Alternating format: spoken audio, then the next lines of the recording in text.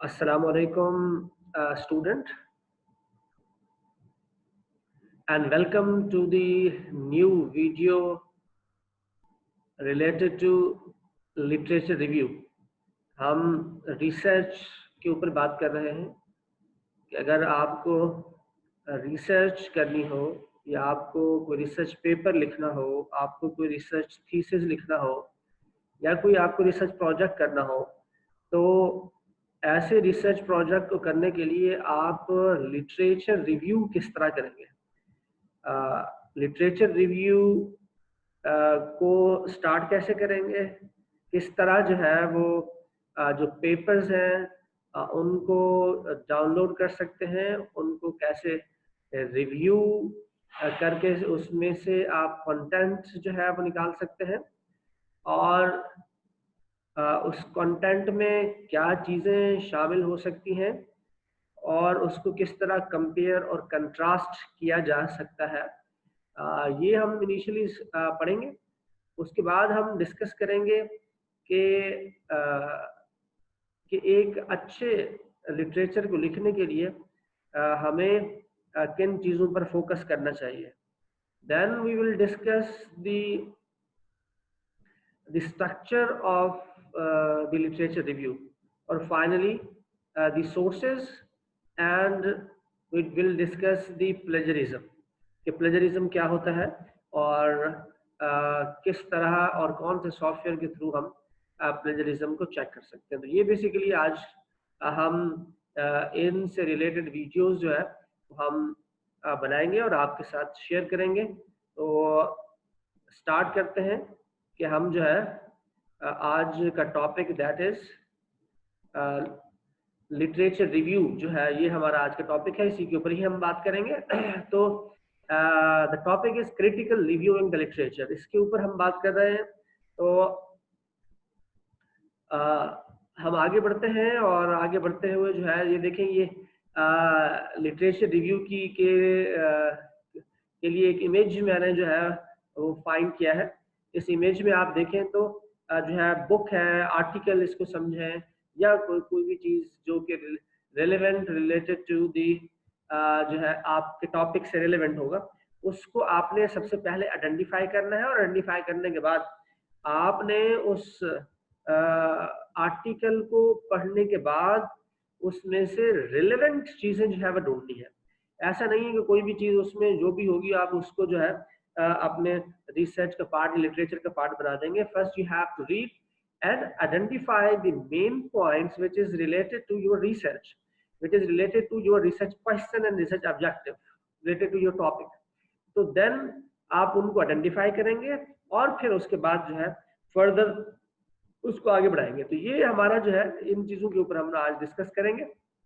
The purpose of the critical review, ये कि हम रिव्यू करते क्यों हैं, उसके बेसिक ऑब्जेक्टिव्स क्या होते हैं रिव्यू करने के। रिव्यू किए बगैर भी तो हम जो है वो रिसर्च लिख सकते हैं। तो रिव्यू करने की ज़रूरत क्या पड़ती है कि हम पुराने जो रिसर्च पेपर्स हैं या बुक्स हैं उनको क्यों स्टडी करें, उसके बगैर हम जो है वो लिख लें।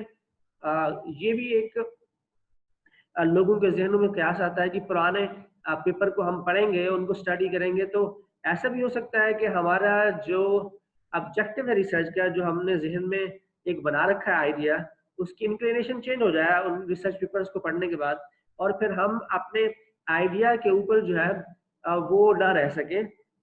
क्योंकि नई चीज़ के लिए जो आपके जहन में जो नई चीज़ आ रही है उसके लिए जो है पहले आप उसे टेस्ट करके फिर अगर आप थ्योरी के साथ मैच करें, ऐसा भी हो सकता है।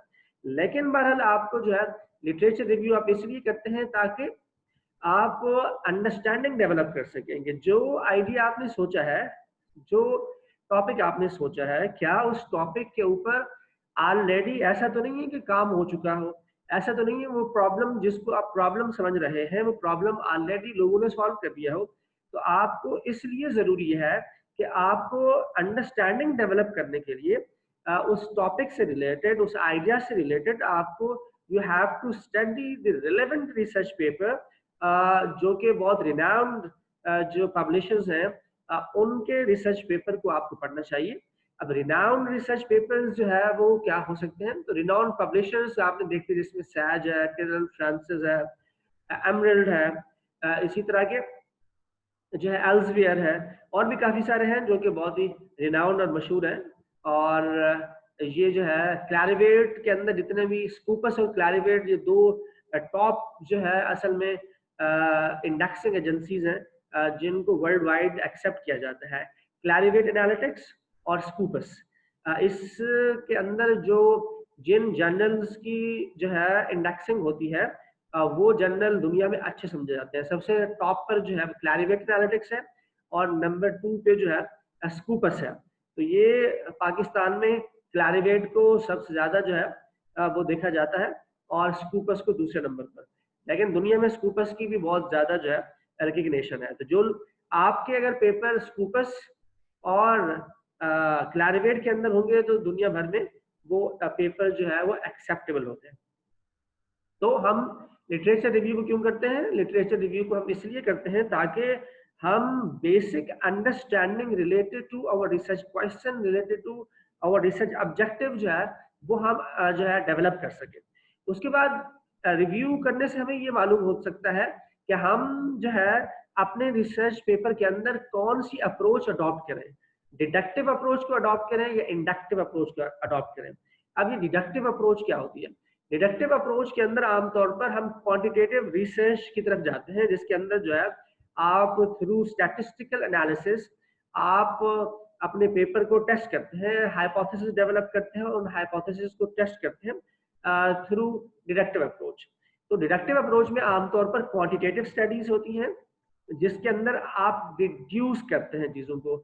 एक जो है अगर थ्योरी डेवलप हो चुकी है तो उस थ्योरी को आप मजीद डिफरेंट कंटेंट्स में उसे टेस्ट करते हैं, उसे देखते हैं कि ये अगर किसी एक कल्चर में डेवलप हुई है तो क्या ये बाकी जो कल्चर है उसके अंदर भी इसी तरह हो सकती है या उसके अंदर कोई चेंजेस है।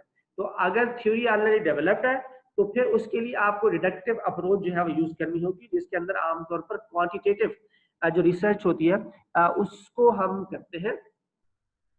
इसी तरह आपने ये भी पता करेंगे कि आपकी जो है वो हो सकता है कि आप जो है वो इंडक्टिव अप्रोच के ऊपर काम कर रहे हो। फॉर एग्जांपल अगर आपका बिल्कुल न्यू टॉपिक है उस टॉपिक से रिलेवेंट कोई थियरी अभी तक डेवलप नहीं हुई है तो आप इंडक्टिव अप्रोच की तरफ जाएंगे। इंडक्टिव अप्रोच में आमतौर पर क्वालिटेटिव रिसर्च होती है जो आप इंटरव्यू के थ्रू कर सकते हैं, ऑब्जर्वेशंस के थ्रू कर सकते हैं, but it is a qualitative research.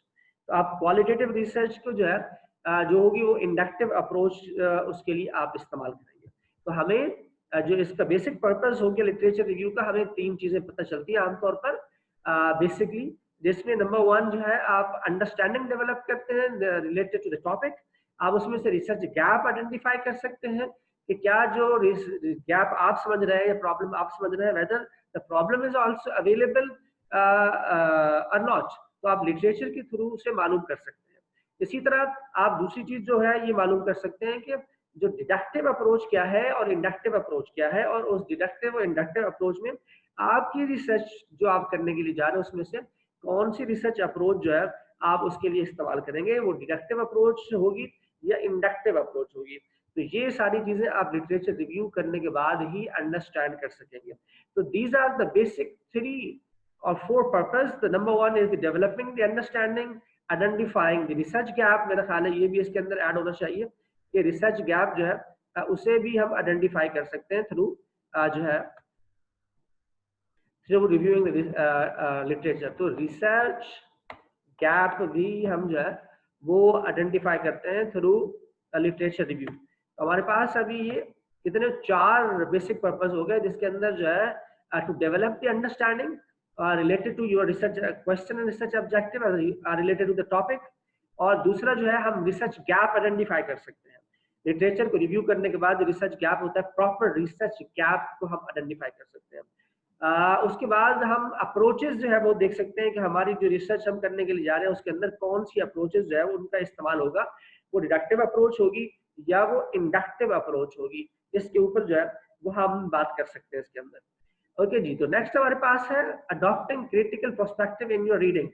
जब आप रीडिंग कर रहे होते हैं किसी भी रिसर्च पेपर की, किसी बुक की, तो उसको किस तरह आप रीड करते हैं और उसके अंदर किस तरह आप क्रिटिकल पर्सपेक्टिव जो है वो ऐड कर सकते हैं, अडॉप्ट कर सकते हैं।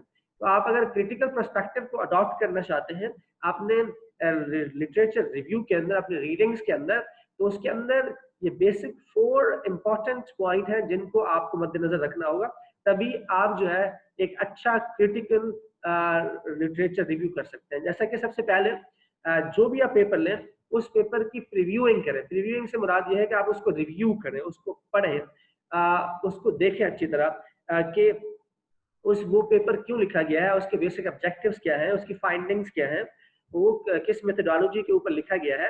ये सारी चीजें आपने उस पेपर की जो है वो पढ़नी है, उसे अंडरस्टैंड करना है और उसमें से जो है सेकंड नंबर पर वो पॉइंट नोट करने हैं जो एनोटेटेड का मतलब है। एनोटेट आप करने का मतलब ये है कि वो आप बेसिक जो पॉइंट्स हैं जो which is relevant to your research topic, उनको आप नोट डाउन करेंगे उन पॉइंट्स को कि इस पूरे जो आर्टिकल है, इस आर्टिकल के अंदर what is related to your topic, उन पॉइंट्स को आप नोट करेंगे अपने पास और फिर उसके बाद उन पॉइंट्स की एक समरी बनाएंगे। वो पॉइंट्स को सामने रखकर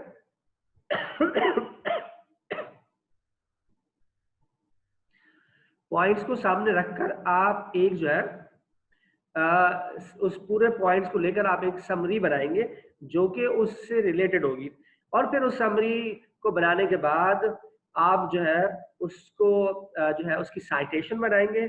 साइटेशन से मुराद ये है कि आप उस जिस बंदे ने उस रिसर्च आर्टिकल को लिखा है उसको साइट करेंगे, यानी उसका लास्ट नेम आएगा। अगर एक बंदा है तो, अगर एक से ज्यादा है तो सबके लास्ट नेम आएंगे और एयर जिसमें लिखा गया है वो आएगा उसके अंदर। तो ये तो समराइजिंग के बाद जो है जब आप उस कंटेंट को लिख देंगे, चाहे वो 4, 5, 10 लाइनों, जितने लाइनों का आपने समराइज किया है वो उसमें लिखने के बाद आपने साइटेशन देनी है।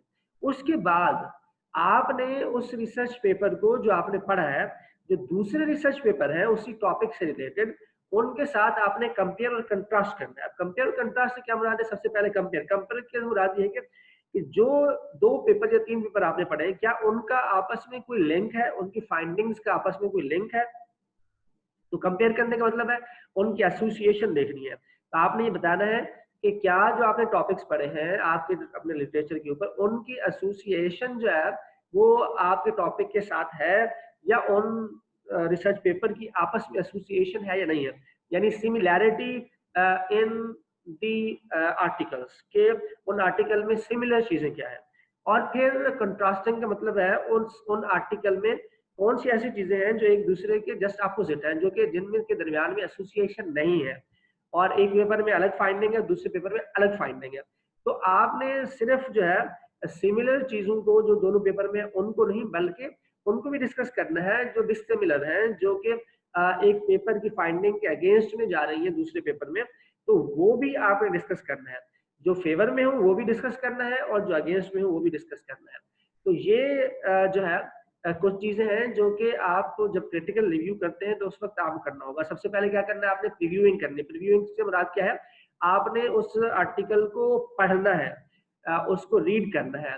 अब रीड करने के लिए क्या चीजें आपको पढ़नी है, उसमें आप इंट्रोडक्शन पढ़ सकते हैं, लिटरेचर को थोड़ा देख सकते हैं, उसके जो रिसर्च क्वेश्चन है, ऑब्जेक्टिव है, उनको आप देख सकते हैं, रिसर्च गैप्स को देख सकते हैं, थ्योरेटिकल फ्रेमवर्क और हाइपोथेसिस जो उन्होंने जनरेट किया हुआ है उनको देख सकते हैं, कौन सी थ्योरी उन्होंने इस्तेमाल की है उसको आप पढ़ सकते हैं, मेथोडोलॉजी, रिजल्ट्स, रिकमेंडेशन और कंक्लूजन सबको आप एक पढ़ सकते हैं। और पढ़ने के बाद फिर उसमें से उसके main points which is relevant to your research उनको आप नोट करते हैं और फिर उससे रिलेटेड आप समरी बनाते हैं। एक समरी लिखते हैं सेंटेंसेस में, जो कि 4, 5, 10 जो भी लाइनें आपकी बनती हैं, आप समझते हैं कि इतनी होनी चाहिए उसके अंदर, जिसके अंदर वो पूरा पेपर जो है उसको आंख से आ जाए।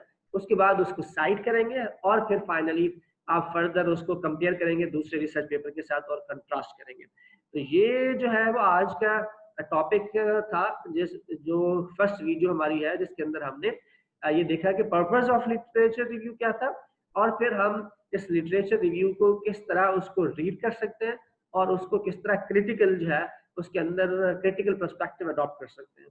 तो thank you very much. for the first video on the literature review.